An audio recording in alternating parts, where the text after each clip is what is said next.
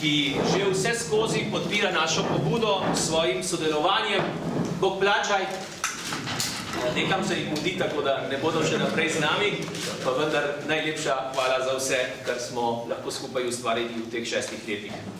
Na današnji tiskovni konferenci prav lepo pozdravljam goste, predstavnike verskih skupnosti v naši državi. Pozdravljeni ljubljanski nadškof in metropolit Stanislav Zore, evangeličanski škof Ezafilo, mufti islamske skupnosti gospod Nedžad Grabus ter prota in stavrofor srpske pravoslavne cerkve Peran Bošković. Dobrodošli in pozdravljeni. Najlepša hvala vsem, ki ste se udeležili tiskovne konference, še posebno medijem in poročevalcem, ki jo boste posredovali slovenski javnosti. Iniciativna skupina že 6. leto zapored pripravlja dan molitve in posta za domovino. Zakaj? Pobuda je sicer nastala med katoličani, vendar molitev in post poznajo tudi druge kulture in religije, še posebno naši bratje v veri v enega Boga po zgledu očaka Abrahama. Zbranost in odpoved, darovanje žrtev za nek višji duhovni cilj nam lahko pomaga pri osebni in skupni rasti, pri pravilnem vrednotenju tega, kar v življenju v resnici šteje. Zato k molitvi in postu tudi letos vabimo vse Slovence, vse državljane Republike Slovenije, ne samo tiste, ki so verni, temveč vse druge, ki živijo v deželi pod Triglavom, ter vse rojake v zamejstvu in izseljenstvu.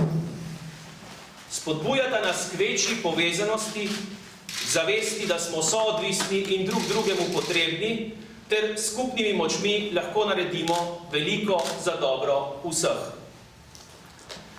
Pobuda iz leta v leto doživlja vse večji odziv, pridružujejo se iz slovenske molitvene skupnosti in posamezniki doma in po svetu. Celoten seznam krajev, kjer poteka molitev, ter še mnogo dodatnega gradiva najdete na spletni strani www.nasadomovina.si. Geslo letošnje pobude je edinost, sreča, sprava. Letos še posebno molimo za našo skupno slovensko državo, ki je družbeno-politični okvir naše domovine, naša skupna hiša na tem svetu in v tem času. Besedila in molitve, ki so v molitveni brošuri in jo dobite brezplačno tudi na spletni strani, pa nekaj izvodov je tudi v tiskani obliki tukaj za medije na razpolago, govorijo in v uvodni misli pišejo in vabijo k odpuščanju in zadoščevanju, s prošnjo, da bi se Slovenci spravili med seboj in z bližnjimi, znotraj naroda in med narodi, da bi kot posamezniki, kot narod, kot cerkev in kot civilizacija znali rasti iz svojih korenin in v miru in spoštovanju sobivali z drugimi ljudmi, kulturami in različnimi nazori, da bi drugega bogatili in skupaj iskali pot do sreče in veselja. Da bi nenazadnje s hvaležnostjo gledali na 25 let naše države in skupaj gradili njeno in našo srečno prihodnost. Pa bi sedaj k besedi povabil predstavnike verskih skupnosti z vprašanjem, ki je povezan z letošnjim geslom iniciative.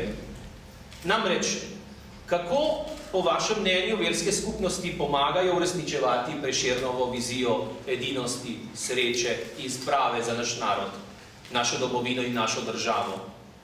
Kateri so tisti skupni imenovalci verskih skupnosti, ki prispevajo k trajnemu razvoju in blagostanju naše družbe?